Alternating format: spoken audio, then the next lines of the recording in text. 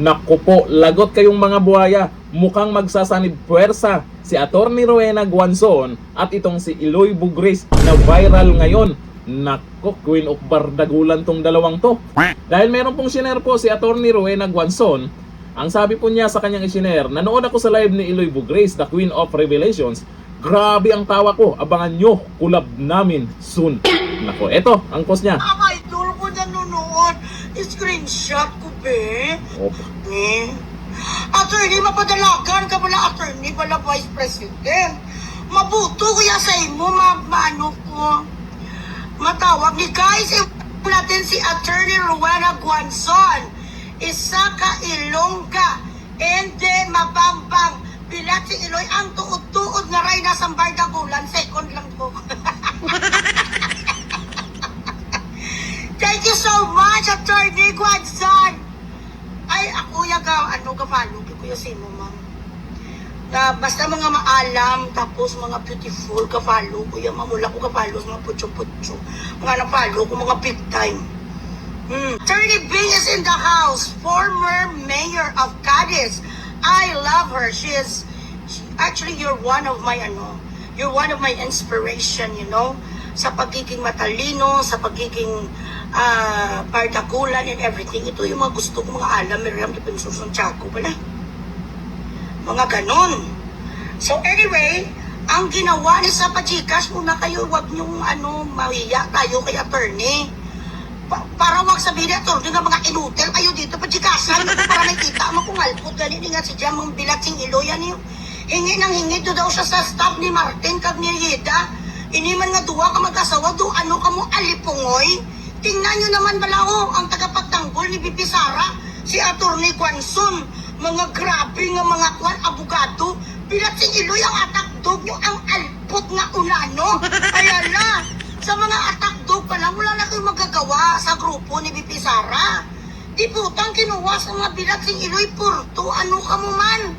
Dapat sa mga ninakaw nyo na pera, marami naman yung trilyon yun, di ba? Doon kayo kumuha sa mga ASEANs and public relations ng mga bungga para bumango ang pangalan nyo, mga strategies nga mga effect. Ang kinuha sa mga yudiputa, ang negosyo, barbecuean, tapos ang pangalan, amigo ni Digo. Ano ka mo man? Grabe naman ang mga utak na pamanipulate. Walang may gusto sa alpot ang bigaon nga si Maligno. Walang may gusto sa kanya, walang engagement ang kanyang page, takot nga buksan niya ang kanyang Facebook dahil maputakti doon nga mura sa kanya. She is not someone that is respected. Walang may nagarespeto sa iyo, di puta nga kabit. So babalik tayo sa alpot ng gago man nga bumbiro. Uy, Wilmar pala itot. Nga gago kakag sa pamilya ni Wilmar, hindi kasi nakuha sa justisya itong si Titsi, nawa ko sa kanya. Biktima din kasi ako sa manluloko nga ex noon.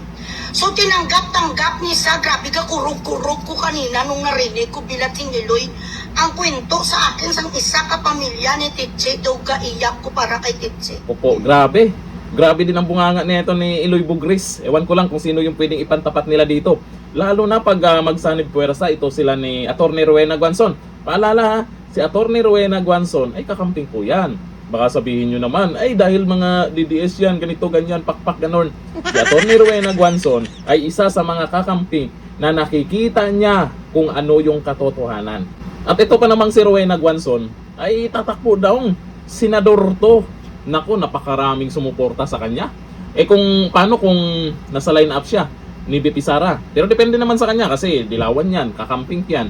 Pwede siyang maging line up ni Lenny, pero sigurado ako may mga Duterte supporters na susuportahan siya, na iboboto siya. Pero sa tingin ko, hindi yan sasama doon si Atty. Rowena Guanzon kung makakasama lang din naman niya yung ibang walang prinsipyo, walang paninindigan.